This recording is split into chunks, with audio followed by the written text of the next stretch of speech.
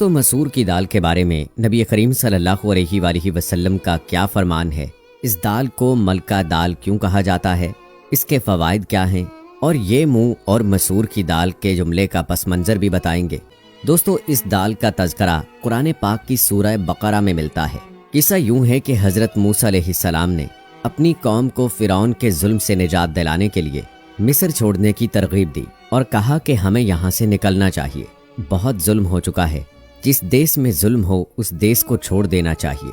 حضرت موسیٰ علیہ السلام بنی اسرائیل کو اپنی قیادت میں لے کر وادی سینا میں چلے گئے۔ اس بے آب و گیاہ وادی میں بنی اسرائیلیوں کے پاس کھانے پینے کا سامان کم پڑ گیا۔ انہوں نے بھوک سے نڈھال ہو کر حضرت موسیٰ علیہ السلام سے کہا کہ وہ انہیں کھانے کے لیے کچھ دیں یا اللہ سے دعا کریں کہ وہ ہمارے لیے کوئی انتظام کریں۔ حضرت موسیٰ علیہ السلام نے اللہ سے دعا کی کہ میری قوم کے بھوک مٹانے کا کوئی انتظام کر۔ اللہ تعالیٰ نے ان کے لیے آسمان سے من و سلوہ اتارا۔ دوستو کیا آپ جانتے ہیں کہ من و سلوہ کیا ہے؟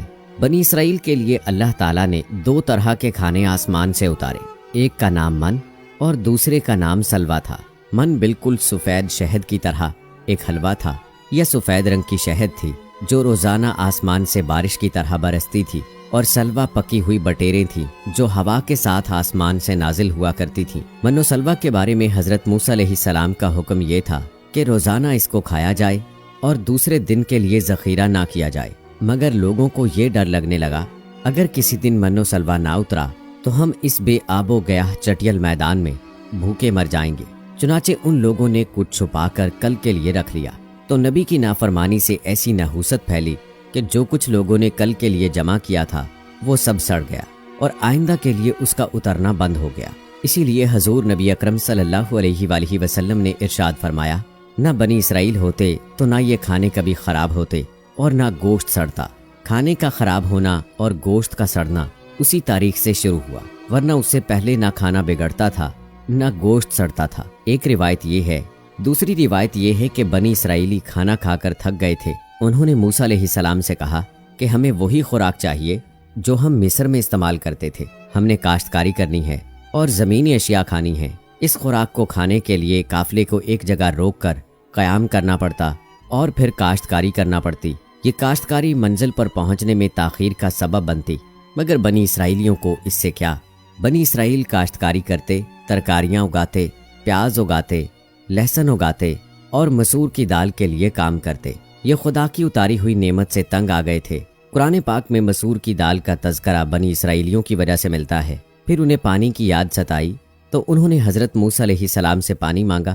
حضرت موسیٰ علیہ السلام کو اللہ تعالیٰ کی طرف سے ہدایت کی گئی کہ وہ ایک خاص چٹان پر عصا مارے جہاں سے پانی نکلے گا۔ اللہ کے حکم کے مطابق اللہ کے نبی حضرت موسیٰ علیہ السلام نے پتھر کے چاروں جانب عصا کو 12 مرتبہ مارا، چنانچہ 12 چشمے پھوٹ پڑے اور بنی اسرائیل کے 12 قبیلوں نے اپنے اپنے چشمے متعین کر لیے اور خوب سیر ہو کر پانی پیا۔ دوستو یہ تو قرآن پاک میں مسور کی دال کا تذکرہ تھا۔ آئیے اب آپ کو احادیث مبارکہ کی روشنی میں مسور کی دال کے بارے میں بتاتے ہیں۔ حضرت واصلہ رضی اللہ تعالی عنہ روایت کرتے ہیں، نبی کریم صلی اللہ علیہ وآلہ وسلم نے فرمایا، کدو کھاؤ، یہ دماغ کو طاقت دیتا ہے، اور مسور کی دال کھاؤ کہ اس کی تعریف 70 انبیاء علیہ السلام کی زبان پر رہی۔ حدیث مبارکہ کے مطابق مسور کی دال کا کھانا دل کو نرم اور سبک کرتا ہے، آنکھوں کے پانی کے اخراج میں اضافہ کرتا ہے اور غرور ختم کر دیتا ہے۔ دل کی نرمی اور غرور کے خاتمے کے لیے بھی یہ غذا کھانی چاہیے۔ قدیم زمانے میں روم اور یونان کے بازاروں میں مسور کی دال کو پیس کر روٹی بنائی جاتی تھی اور یہی عوام کی غذا تھی۔ حکماء نے لکھا ہے کہ مسور کی دال میں 12% پانی ہوتا ہے اور تقریباً 60% کاربوہائیڈریٹس۔ اس کے علاوہ ایک خاصا حصہ پروٹین کا ہوتا ہے۔ مسور طبی لحاظ سے پسینہ لاتا ہے۔ مسور کا لیپ خسرہ، چیچک اور پھوڑوں کو ختم کرتا ہے۔ مسور قبض کشا بھی ہے۔ احمد صاحبی فرماتے ہیں، مسور کی دال میں ٹھنڈک ہے، اسے چقندر کے ساتھ پکانا چاہیے، یہ فالج اور لکوہ کا بہترین علاج ہے۔ مسور نزلے کو ختم کرنے کے ساتھ ساتھ جسم کے ورموں کو بھی ختم کرتی ہے۔ یاد رہے کہ مسور کی دال پھیپھڑوں کے مریض کے لیے انتہائی مضر ہے۔ ہاں اگر کھاتے وقت سرکہ یا پیاز شامل کر لیا جائے تو بہتر ہے۔ مسور اور چقندر کو ملا کر پکانے سے جسم کو عمدہ غذا ملتی ہے۔ مسور کی دال کو دودھ اور گھی ملا کر چہرے پر ملنے سے جلد چمکدار ہو جاتی ہے۔ مسور کی دال بادشاہوں کی خوراک ہے۔ پیارے دوستو، ہمارے ہاں یہ جو مثال مشہور ہے کہ یہ منہ اور مسور کی دال، اس کا پس منظر بھی بڑا دلچسپ ہے۔ تاریخ میں ہے کہ مغلیہ سلطنت جب اپنی آخری سانسیں لے رہی تھی تو بادشاہ وقت کا خزانہ خالی ہو گیا تھا۔ بس سلطنت فقط نام کی ہی رہ گئی تھی۔ شاہی باورچی بھی مجبور ہو کر دربار چھوڑ گیا۔ اس نے کسی اور جگہ جانے کی ٹھانی۔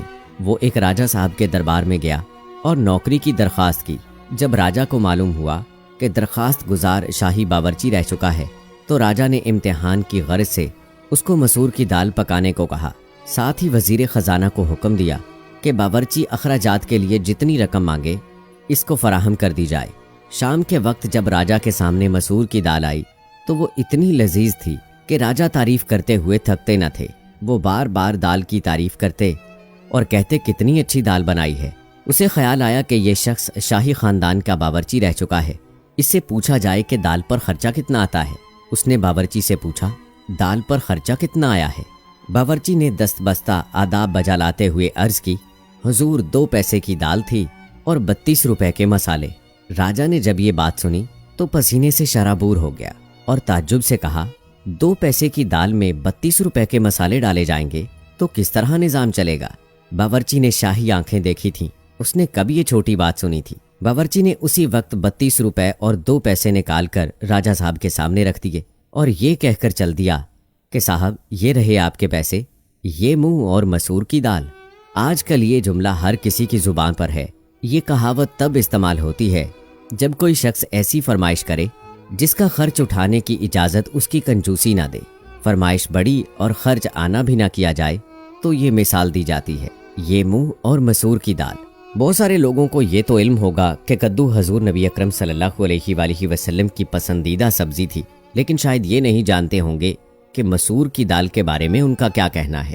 تو دوستو، آپ کو بتاتے چلیں کہ مسور کی دال بھی نبی کریم صلی اللہ علیہ وآلہ وسلم کو پسند تھی۔ تو دوستو، آئیے آج سے ہم مسور کی دال کو نبی کریم صلی اللہ علیہ وآلہ وسلم کی سنت سمجھ کر کھائیں گے۔